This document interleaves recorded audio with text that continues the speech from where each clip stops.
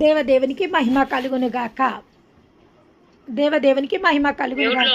Yes దేవదేవునికి మహిమ కలుగునుగాక. ఈరోజు దేవుడు మనతో మాట్లాడుతున్న మాట, యెహోవా యందు ఆనందించుట వలన మీరు బలమొందుదురు. దేవుని నామానికి మహిమ కలుగునుగాక.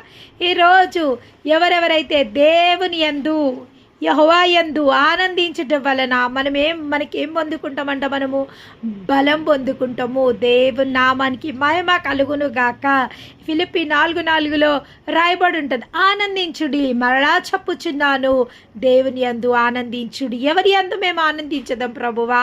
ఎవరు మాకు ఆనందాన్ని కలుగజేసే దేవుడు? ఎవరి యందు మేము ఆనందించడం అంటే దేవుని యందు ఆనందించుడి, మరలా చెప్పుచున్నాను, ఆనందించుడని ఫిలిప్పి భక్తుడు ఫిలిప్పీలో 4వ అధ్యాయంలో చెప్పడం జరుగుతుంది. ఇక్కడ దేవదేవుడు ఏమంటుండంటే, యెహోవా యందు ఆనందించుట వలన మీకు బలం కలుగుతుంది. ఈరోజు ఎవరైతే మేము బలహీనంగా ఉన్నాము, మా బలం మాకు సరిపోతలేదు, మా బలము మాకు సరిపోతలేదు, మా బలహీనతల యందు ఆయన బలము మాకు సమస్తాన్ని కలగజేయగలుగుతుంది, సమస్తాన్ని మాకు అనుగ్రహించగలుగుతుంది. ఆ దేవుని మేము ఆశ్రయించినప్పుడు, ఆ దేవుని ఆశ్రయించినప్పుడు మనకేం కలుగుతుందంట? బలం కలుగుతుంది. మనకు ఏమంటారంటే మన యొక్క బాధలు నివారింపబడతాయి. కానీ ఇక్కడ ఏమంటుందంట, ఆయన యందు ఆనందించడం వల్ల. అందుకే దేవుడు ఒక మాట సెలవివ్వడం జరుగుతుంది, నన్ను ఆరాధించువారు ఆత్మతోనూ సత్యంతోనూ ఆరాధించవలెను, పూర్ణ హృదయంతోనూ పూర్ణాత్మతోనూ నీ దేవుడైన యెహోవాని నీవు సేవించవలెను. ఏ విధంగా సేవించాలంట? పూర్ణ హృదయంతో, పూర్ణాత్మతో, పూర్ణ శక్తితో, పూర్ణ బలంతో నీ దేవుడైన యెహోవాని నువ్వు ఆనందించవలసిన దానివి. ఎప్పుడైతే నిజంగా మనము పూర్ణ హృదయంతో, పూర్ణాత్మతో, పూర్ణ శక్తితో, పూర్ణ బలంతో మన దేవుని ఆరాధిస్తామో అదే ఒక శక్తిని మనం పొందుకోగలుగుతాము, ఆ యొక్క బలంని మనం పొందుకోగలుగుతాము. చాలాసార్లు వాక్యము వెల్లడవుతా తోడనే ఏం జరుగుతుందంటే, ఒక వాక్యము బయలు వెళ్ళ తోడనే ఒక అంధకారంలో ఒక చీకటి కలుగుతుంది, ఒక నిర్జీన స్థితి జీవింపజేయబడుతుంది. ఒక బలహీనత, ఒకవేళ అది దయ్యం అనే బలహీనతనా, లేదా అపవాది అనే బలహీనతనా, బలహీనతతో ఉన్నవారికి బలం పొందుకోగలుగుతారు. దేవుని నామానికి మహిమ కలుగునుగాక. అవును, వాక్యంలో అంత శక్తి ఉంది. మన దేవుడు వాక్యధారి అయి ఉన్న దేవునికి మహిమ కలుగునుగాక. ఆయన వాక్యంలో ఏముంది? శక్తి ఉంది. ఏమంటుండు? ఎప్పుడైతే ఆ వాక్యాన్ని బట్టి, దేవుని బట్టి మనం ఎప్పుడైతే ఆనందించడం నేర్చుకుంటామో, దేవుని బట్టి మనం ఆనందించడం నేర్చుకుంటామో, ఆ యొక్క దేవుని యొక్క ఆనందంలో మనకు బలం కలుగుతుందంట. బలం. అబ్రహాం గురించి మనం కొంచెం సేపు మాట్లాడదాం. ఎందుకంటే అబ్రహాము దేవుని నమ్మెను, అది అతనికి నీతిగా ఎంచబడెను. అబ్రహాంని దేవుడు పిలిచినప్పుడు ఆయన వయసు 75 సంవత్సరాలు. 75 సంవత్సరాల వయసు గల అబ్రహాంని దేవుడు పిలవడం జరిగింది. పిలిచినప్పుడు అబ్రహాము ఎప్పుడైతే దేవుని తన పూర్ణ హృదయంతో, తన పూర్ణ ఆత్మతో, తన పూర్ణ శక్తితో, తన పూర్ణ బలంతో దేవుని సేవించిండు, దేవుని యందు ఆనందించడం జరిగింది. అవును, దేవుడు వాగ్దానం చేసిండు. 24 సంవత్సరాలు ఆలస్యం జరిగింది. ఆ వాగ్దానం నెరవేర్చడానికి అబ్రహాంకి 24 సంవత్సరాలు సమయం పట్టింది. ఆ సమయంలో అబ్రహాము దేవుని యందు ఆనందించిండు. మీరు ఎట్లా చెప్పగలుగుతారు సిస్టర్, అబ్రహాం దేవుని యందు ఆనందించిండు అంటే? దేవుడే ఇక్కడ లేఖనంలో చెప్తుండు, యెహోవా యందు ఆనందించుట వలన మీకు బలం కలుగుతుంది. 99 సంవత్సరాల వయసులో అబ్రహాం తండ్రి కాగలిగిండు. 100వ ఏట ఆయనకు కుమారుడు అనుగ్రహింపబడ్డాడు. 90 ఏళ్ళ సారా గర్భం ధరించడానికి బలం పొందుకోగలిగింది. ఎట్లా బలం పొందుకోగలిగింది? ఆమె కాన్పు ఊడి, ఆమెకు ఏంటంటే కాన్పు అయ్యే అవకాశమే లేదు. ఆమె కాన్పు ఊడిగిపోయింది. ఇంకా ఆమెకు కాన్పయ్యే అవకాశమే లేదు. కానీ ఎప్పుడైతే వారిరువురు దేవుని యందు ఆనందించిండ్రో వారు బలం పొందుకోగలిగినరు. ఆ బలం నుంచి వారు వాగ్దత్త కుమారుడైన ఇస్సాకుని పొందుకోగలిగిండ్రు. వారు ఆనందించిండ్రు. వారు ఎట్లా ఆనందించిండ్రు అంటే, ఎప్పుడైతే మమ్రే సింధూర వృక్షం కింద అబ్రాహాము ఎండవేళలో కూర్చున్నప్పుడు 3 దేవదూతలు రావడం జరిగింది. వాళ్ళు దేవుని యొక్క తేజస్సుతో వస్తుండ్రు కాబట్టి వారు దైవములు అని అబ్రహాం గుర్తించడం జరిగింది. గుర్తించిన అబ్రహాం ఏం చేసిండు? వారికి ఆతిథ్యం ఇచ్చిండు. తన చేతులతో తన భార్య తన కలిసి, అవును నిజంగా ఈరోజు దేవుడే మా గృహాన్ని దర్శించిండు, దేవుడే ఈరోజు మా నుంచి ఆతిథ్యం తీసుకోవడానికి వచ్చిండు అనేసి అబ్రహాం భార్య ఇరువురు కలిసి ఆతిథ్యం సిద్ధపరచడం జరిగింది. ఆతిథ్యంని వారు స్వీకరించినాక వారు అబ్రహాంకి వాగ్దానం ఇస్తుండ్రు, అబ్రహామా నిందారహితుడవై ఉండు, ఎందుకంటే మరుసటి ఏట నీ కౌగిట్లో కుమారుడు ఉండబోతుండు అన్నప్పుడు సారా నవ్వెను. సారా ఏం చేసిందంటే అక్కడ డోర్ దగ్గర నిలబడి, సారా అక్కడ ద్వారం దగ్గర నిలబడి అబ్రహాం వారికి భోజనం వడ్డిస్తుండ్రు. వారు తిన్నారు. అబ్రహాం మాట్లాడుతుంటే సారా అక్కడ నిలబడి గుమ్మం దగ్గర నిలబడి ఆ దేవదూతలు చెప్పిన మాట విని నవ్విందంట. 90 ఏండ్ల నాకు కుమారుడు అనుగ్రహింపబడతాడా అని నవ్వినప్పుడు వాళ్ళు అన్నారంట, సారా ఎందుకు నవ్వుతున్నావు అంటే, లేదు నేనేం నవ్వలేదు అంటే వాగ్దానం వెల్లడవుతా తోడనే ఆ యొక్క సారా ముఖము పైన నవ్వొచ్చేసింది. దేవుని నామానికి మహిమ కలుగును గాక. ఈ వాక్యం ఎందుకు నిజము అంటే, అక్కడ దూతలు వాళ్ళు ప్రవచిస్తుంటేనే సారా నవ్వెను. అప్పటి వరకు సారా జీవితంలో దేని విషయంలో నవ్విందో నవ్వలేదో కానీ ఎప్పుడైతే ఆ వాగ్దానం వచ్చింది, నాకు కుమారుడు అనుగ్రహింపబడతాడా, ఒకవేళ తన హేళన గురించే నవ్విందేమో కానీ ఆ దూతలు ఏమన్నారు, ఆ దేవుడు ఏమన్నాడు, ఆ నవ్వే నీకు శాశ్వతంగా పోతుంది. ఇస్సాకు అను పేరుకు నవ్వు అని అర్థము. ఆ నవ్వే శాశ్వతంగా దేవుడు సారాకు అబ్రహాంకి అనుగ్రహించడం జరిగింది. అవును, ఎప్పుడైతే ఆ వాగ్దానము వారిరువురు సంతోషంతో ఆనందంతో వాళ్ళు రిసీవ్ చేసుకున్నారు, ఆ ఆనందము వాళ్ళు ఆనందంతో ఆ యొక్క వాగ్దానంని వారు రిసీవ్ చేసుకున్నారు. వారు సారా ఇస్సాకుని గర్భం ధరించడానికి శక్తి పొందుకుంది, బలం పొందుకుంది. వాగ్దానం చేసిన దేవుడు నమ్మదగిన దేవుడు. మరుసటి ఏట తన కౌగిట్లో కుమారుడు అనుగ్రహింపబడ్డాడు. ఆ దేవుని చేత దేవదూతల చేత చెప్పబడినట్టు కుమారుడికి ఇస్సాకు అని పేరు పెట్టడం జరిగింది. అక్కడ రాయడం జరిగింది, సారా నవ్వెను. ఈ యొక్క వయసులో నేను సుఖముని పొందుకొని కుమారుని పొందుకుంటాని అన్న సారా పాలిచ్చి ఆ కుమారునికి పెంచిందంట. పాలు విడిచిన రోజు అబ్రహాం ఒక విందు చేసిండంట. దేవునికి మహిమ కలుగును గాక. ఎండిపోయిన దేహంలో నుంచి జీవము రాగలిగింది.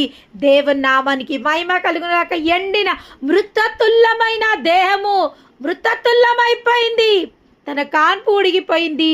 మృతతుల్యమైన దేహంలోకి ఎప్పుడైతే దేవుని బలము ఆ యొక్క దేహంలోకి వచ్చిందో, ఆ యొక్క వాగ్దాత్త కుమారుని కని పాలిచ్చి పెంచే సామర్థ్యత సారాకు అనుగ్రహింపబడ్డది. దేవునికి మహిమ కలుగును గాక. యందు ఆనందించడం. ఈరోజు మనం ఒక మాట నేర్చుకోవాలి. ఏ స్థితిలో మనమున్నా, ఏ పరిస్థితిలో మనమున్నా, నిజంగా మనము శక్తిహీనులుగా కావద్దంటే, మనము బలహీనులు కావద్దంటే, మనకున్న సమస్యలను బట్టి మనం ఆలోచించి మనము రోగపాలు కావద్దంటే, మనము బలహీనము సొమ్మసిల్లొద్దు అని అంటే యెహోవాయందు ఆనందించాలని దేవుడు ఈరోజు మనకందరికీ ఒక పాఠంని నేర్పించబోతుండు. నా యందు నిరీక్షించువాడు ఎన్నడూ కలవరపడడు. ఆ నిరీక్షణ ఎట్లా నిరీక్షించమంటుడు? ఆ నిరీక్షణ విసుక్కుంటూ, ఆ నిరీక్షణ సనుగుకుంటూ, గునుగుకుంటూ, అయ్యో ఈ దేవుని మేము నమ్మినాం కదా, ఇంత భక్తి చేస్తున్నాం కదా, అసలు ఏమాయను, నీ దేవుడే మాయను అని అన్యజనులు అంటారు. మనం కాదు. మనకు దేవుడు నిరీక్షణ ఏందో నేర్పించిండు, ఓర్పు ఏందో మనకు నేర్పించిండు. కాబట్టి ఎవరైతే ఆ నిరీక్షణ కాలంలో దేవుని యందు సంతోషించి ఉల్లసిస్తారో దేవుడు నిశ్చయంగా వాళ్ళకు బలం అనుగ్రహింపబోతుండు. నిజంగా ఈ వాక్యం చెప్తున్నా, నా జీవితంలో కూడా ఈ వాక్యం ఫలింపబోతున్నందుకు ఆయన నామానికే మహిమ కలుగును గాక. కొన్ని విషయాలలో దేవుడు ఎంతో నిరీక్షణ నాకు ఇచ్చిండు, ఎంతో ఓపికను నాకు ఇచ్చిండు. కానీ ఆ నిరీక్షణలో, ఆ ఓపికలో ఆనందించే భాగ్యాన్ని నాకు ఇచ్చిన నా దేవునికి మహిమ కలుగును గాక. అవును, వాగ్దానం చేసిన దేవుడు నమ్మదగిన దేవుడు. ఎప్పుడైతే ఆయన యందు విశ్వసిస్తామో, విశ్వసించువాడు కలవరపడవాడు విశ్వసించలేడు. ఒకవేళ నిజంగా నువ్వు విశ్వసిస్తున్నావంటే నీ విశ్వాసం నిన్ను సిగ్గుపరచనీయదు, నీకు బలమునే ఇస్తుంది. నీ విశ్వాసం నీకు బలహీనత తీసుకురాదు, నీ విశ్వాసం నీకు దుఃఖం తీసుకురాదు, నీ విశ్వాసం నీకు నిట్టూర్పు తీసుకురాదు. నీ విశ్వాసం నీకు ఆనందం ఇస్తుంది, నీ విశ్వాసం నీకు బలం ఇస్తుంది, నీ విశ్వాసం నీకు దీవెనలు నీ తలపై వచ్చేటట్టు చేస్తుంది. దేవుని నామానికి మహిమ కలుగును గాక. ఇంకా ఏమని రాయబడి ఉన్నదంటే, మరియు అతడు వారితో ఇట్లా, నేను పదండి, కొవ్విన మాంసమును భక్షించుడి, మధురమైన దాన్ని పానము చేయుడి, ఇది వరకు తమ కొరకు ఏమియు సిద్ధము చేసుకొనని వారికి వంతుల చొప్పున పంపించుడి. ఏలయనగా ఈ దినము మన ప్రభుకు ప్రతిష్ఠితమాయను, మీరు దుఃఖపడకుడి. దేవుని నామానికి మహిమ కలుగును గాక. ఈరోజు దేవునికి ప్రతిష్ఠితమైన దినము.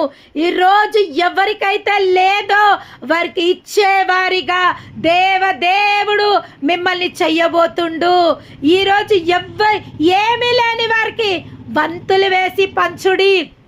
ఇక్కడ ఏమని రాయబడ్డ, ఎజ్రా మహాదేవుని యొక్క సమక్షంలో ఆ ప్రజలని సిద్ధపరిచి దేవుడు ఈరోజు మన యందు సంతోషిస్తుండు, ఆనందిస్తుండు, ఒక గొప్ప విందుని సిద్ధపరిచిండు. కానీ ఆ విందులో ఏమంటుండంటే, కొవ్విన వాటిని తినుడి. ఈరోజు దేవుడు మనకు శ్రేష్టమైంది మనకి ఇవ్వబోతున్నందుకు ఆయన నామానికే మహిమ కలుగును గాక. ఈరోజు ఏమంటుడు, శ్రేష్టమైనది మీకు ఇవ్వబోతున్నా, శ్రేష్టమైనది ఉన్నతమైనది మీకు ఇవ్వబోతున్నా, లేని వారికి ఇచ్చే అంత సామర్థ్యత మీకు ఇవ్వబోతున్నా. మీ చేతులను నేను వంతుల వారిగా, మీరందరూ వంతుల వారిగా ఒక్కరిని కూడా తప్పిపోనీయకుండా, మేమిస్తామంటే మేమిస్తాము, అయ్యో మేము ఇది ఇస్తాము, అయ్యో మీరు అది ఇవ్వండి, మీరు ఇది ఇవ్వండి, మీరు అది ఇవ్వండి. చాలామంది మన ఈ బక్రీద్లో రంజాన్లో చూడడం జరుగుతుంది. ఏంటంటే ప్రతి ఒక్కళ్ళు ముస్లిమ్స్ ఫాస్టింగ్స్ ఉంటున్నప్పుడు వంతుల వారీగా వారు మస్జిద్కి తేవడం జరుగుతుంది. ఒకరు ఫ్రూట్స్ తీసుకొస్తారు, ఒకళ్ళు రైస్ తీసుకొస్తారు, ఒకళ్ళు కర్రీస్ తీసుకొస్తారు.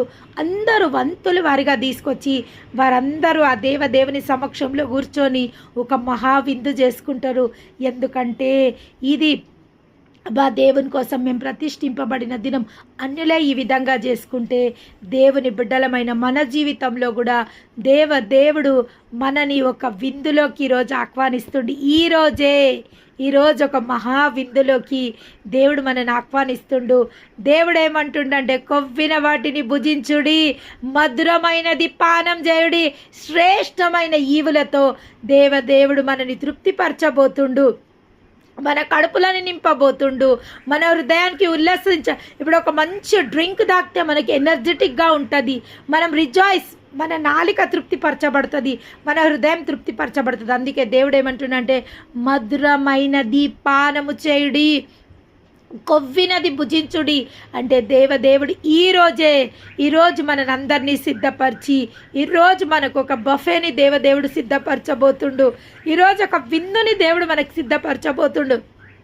ఆ విందులో శ్రేష్టమైనది కొవ్వినదంటే శ్రేష్టమైనది భోజనము దీవెనలకు కూడా సాదృశ్యము. శ్రేష్టమైనది దేవుడు మనకి ఇవ్వబోతుండు, మనని తృప్తిపరచబోతుండు. ఈరోజు శ్రేష్టమైనది ఇచ్చి మనని తృప్తిపరచబోతుండు. మధురమైనది పానం మనము మధురమైనది దేవదేవుడు ఈరోజు మనము పానం చేయడానికి ఆయన సిద్ధం చేస్తుండు. ఇంకా వంతులు వేసుకొని లేని వారికి పంచిపెట్టుటకు దేవుడు మనకు సామర్థ్యత ఇవ్వబోతుండు. దేవుని నామానికి మహిమ కలుగును గాక. ఈ సామర్థ్యత ఇచ్చినాక ఆయన ఏమంటుండంటే, మీరు దుఃఖపడకుడి. ఇంక ఈ రోజు నుంచి మీరు దుఃఖపడాల్సిన అవసరం లేదు. ఎందుకంటే దేవుడు ఏదైతే ఆయన మీకోసం శ్రేష్టమైనది ఉంచిండో ఆ శ్రేష్టమైనది మీకు అనుగ్రహింపబోతుండు. దాన్ని మీరు తృప్తిగా మీరు స్వీకరించవలసిందిగా దేవుడు ఈరోజు మనందరితో మాట్లాడుతుండు. ఇంకేమంటుండంటే, యెహోవా యందు ఆనందించడం వలన మీరు బలం పొందుకుంటాడు. ఇంకా దేవుడిచ్చిన దీవెనలు మనం పొందుకున్నాక ఇక నిశ్చయంగా మనం బలం పొందుకుంటాం. శ్రేష్టమైన మధురమైనది పానం చేపిస్తుండు మనకు ఈ ఒకటి. ఇది దేనికి సాదృశ్యం ఎవరన్నా చెప్పగలుగుతారా? నేనే చెప్తా. ఎందుకంటే ఏమంటుండంటే, దేవుడు కొవ్వినది మధురమైనది పానము, ఇది ఆయన శరీరముకు ఆయన రక్తానికి సాదృశ్యమైనది. ఇక్కడ ఎగ్జాంపుల్గా దేవుడు చెప్తుండు, నాకు పరిశుద్ధాత్మ దేవుడు చెప్తుండే ఏంటంటే, ఆ యొక్క కొవ్వినది ఆయన మన కోసం బలియాగంగా సమర్పింపబడిన ఆయన యొక్క ప్రశస్తమైన దేహము, మధురమైన పానమనగా ఆయన చిందించిన ప్రశస్తమైన రక్తము. ఈ యొక్క రక్తంలో, ఈ యొక్క శరీరంలో పాలి భాగస్థులైన మీరు, ఆ సత్య సువార్తలో ఆనందిస్తున్న మీరు, ఆ సత్య సువార్తలో బలం పొందుకున్న మీరు, ఆయన నుంచి వచ్చిన దీవెనలు మీరు పొందుకుంటున్న మీరు, ఎవరికైతే లేదో వారికి వంతులుగా పంచిపెట్టుడి. అంటే ఎవరికైతే ఈ సత్య సువార్త ఇంకా అందలేదో ఆ యొక్క సత్య సువార్తని మీ యొక్క సామర్థ్యత ప్రకారము వారికి పంచిపెట్టుడి. ఎప్పుడైతే ఆయన సత్య సువార్త మీరు లేని వారికి పంచిపెడతారో, ఇంకా వార్తని వినని వారికి మీరు పంచిపెడతారో, ఏమంటుండంటే, మీరు దుఃఖపడరు. ఇంకా ఎవరైతే దేవుని యొక్క పని చేసి ఆ యొక్క సత్య సువార్తని మీరు లేని వారికి వినని వారికి ఎప్పుడైతే మీరు పంచి పెడతారో ఇంకా మీరు దుఃఖపడరు.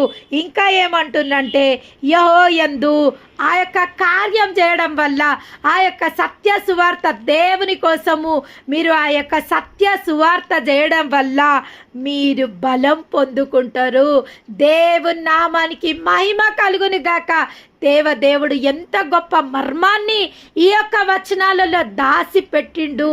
ఆనాడు పాత నిబంధన గ్రంథంలో కొత్త నిబంధన మర్మాన్ని దేవుడు బయలుపరిచినందుకు ఆయన నామానికే మహిమ కలుగును గాక. మొట్టమొదటిగా ఇది ధ్యానిస్తున్నప్పుడు దేవుడు మనని ఏ విధంగా తృప్తిపరచబోతుండో, శ్రేష్టమైన దీవెనలతో మనని ఎట్లా తృప్తిపరచబోతుండో, శ్రేష్టమైనది మనకు ఆనందకరమైన ఈవులతో మన ఆనందకరమైన దాన్ని ఏ విధంగా మనకు పానం చేపియబోతుండో, దేన్ని బట్టి మనం తృప్తిపరచబోతున్నామో అది మనకు అనుగ్రహిస్తానని మొట్టమొదటిగా మనకు వాగ్దానం చేసిండు. రెండవదిగా అదే వచనంలో నుంచి ఈరోజు ఎవరెవరైతే ఈ వాక్యం వింటుండ్రో వారందరికీ రెండంతలు గల దీవెనలు వారు పొందుకోబోతుండ్రు. దేవుని నామానికి మహిమ కలుగును గాక. ఎందుకంటే మొట్టమొదటిగా అది మనకు దీవెనగా అది బయలుపరచడం జరిగింది. రెండోదిగా ఆ దాంట్లో నుంచి ఇంకొక గొప్ప మర్మాన్ని దేవుడు నాకు బయలుపరచడం జరిగింది. దేవుని నామానికి మహిమ కలుగును గాక. ఇంకా ఏమంటుండంటే, మీరైతే నా యొక్క కొవ్విన శరీరము, నా యొక్క ప్రశస్తమైన శరీరంని మీరు భుజించడం వల్ల మీరు బలం తెచ్చుకుండ్రు. శ్రేష్టమైనది పానం చేయడం వల్ల, నా ప్రశస్త రక్తంని మీరు పానం చేయడం వల్ల పాపరహిత శాపరహిత దోషాల నుంచి పాపాల నుంచి మీరు నివారింపబడి దీవెనలకు పాత్రులుగా మీరు అయ్యిండ్రు. కాబట్టి ఎవరికైతే ఇంకా ఈ సత్య సువార్త అందలేదో వంతులు వారిగా వారికి పంచిపెట్టుడి. మీ సామర్థ్యత ప్రకారము మీరు ఇచ్చి సువార్తని ప్రచురం చేస్తా అంటే మీరు ఇవ్వచ్చు. లేదు మాకు ఇచ్చేంత స్తోమత లేదు, మేమే కరపత్రాల ద్వారా సువార్తను ప్రచురం చేస్తారంటే చెయ్యొచ్చు. లేదా మేము ఇంటింటికి వెళ్ళి సువార్త చెప్తామంటే చెప్పొచ్చు. లేదా మాకు తెలిసిన వాళ్ళకి మేము సువార్త, దేవుని యొక్క సువార్త, సత్య సువార్తని మేము బయలుపరుస్తానంటే మీరు బయలుపరచొచ్చు. ఏ విధంగానన్నా దేవుని కార్యం మేము చేస్తాం, చెయ్యమంటుండు దేవుడు. చేస్తా అన్నోళ్ళకి దుఃఖాన్ని తీసేసి ఆయన యందు ఆనందించడమే కాదు, ఆయన బలంని కూడా మీకు అనుగ్రహిస్తా, దుఃఖాన్ని తీసేస్తా, నా యొక్క ఆనందంలోకి మిమ్మల్ని పాల్పంపులు చేస్తా, మీకు బలంను అనుగ్రహిస్తా. నిజంగా this is the right word from the holy spirit god. దేవుని నామానికి మహిమ కలుగునాక. ఎవరైనా పని చేస్తారో వాళ్ళలో ఆనందం ఉంటుంది, వారిలో బలం ఉంటుంది, వాళ్ళ దుఃఖం కొట్టివేయబడుతుంది. దేవునికే మహిమ కలుగును గాక. ఇది సత్య సువార్త, ఇది దేవుని యొక్క మాటలు, దేవుని మాటలు కాబట్టే ఇంత మర్మములతో కూడిన మాటలు దేవుడు పరిశుద్ధాత్మ దేవుడు మనకు బయలుపరిచినందుకు we are precious in the sight of God. మనమందరినీ దేవుడు ప్రశస్తమైన బిడ్డలుగా ఆయన మనల్ని చూస్తుండు కాబట్టి ప్రశస్తమైన వాక్యములు నేను ఎప్పుడు చెప్పడం జరుగుతుంది. ఏర్పరచబడ వారి గుంపులో మనం అందరం ఉన్నాం కాబట్టి ప్రశస్తమైన విందుని దేవుడు ఈరోజు మన యొక్క సమక్షంలో ఆయన సిద్ధపరిచినందుకు దేవునికి మహిమ కలుగును గాక. దేవునికి ఘనత మహిమ ప్రభావములు యుగ యుగములకి, ఈ యుగమందు రాబో యుగమందు కూడా ఆయనకు మహిమ కలుగును గాక.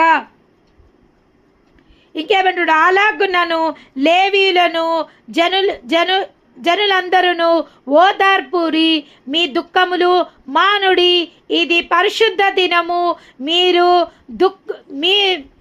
మీరు దుఃఖపడకుడి అని వారితో అనిరి. ఈరోజు పరిశుద్ధ దినము. ఈ రోజు నుంచి మీకు చెప్తున్నా, మీరు దుఃఖపడాల్సిన అవసరం లేదు. ఎందుకంటే దేవుడు మిమ్మల్ని దీవిస్తా అని చెప్పిండు, ఎట్లా దీవిస్తాను కూడా చెప్తుండు. దేవుని నామానికి మహిమ కలుగును గాక. ఈరోజు చాలా అమేజింగ్. ఈరోజు మిమ్మల్ని ఎట్లా దీవిస్తా అని మిమ్మల్ని దీవిస్తా అని చెప్తుండు, ఎట్లా దీవిస్తానో కూడా ఆయననే చెప్తుండు. మీరు ఏది చేయడం వల్ల బలం పొందుకుంటారు, మీరు ఏది చేయడం వల్ల దీవెనలు పొందుకుంటారు, ఏ విధంగా మీరు దాన్ని చెయ్యాలనో కూడా దేవుడు మనకు అనుగ్రహించినందుకు ఆయన నామానికే ఘనత మహిమ ప్రభావములు కలుగునుగాక.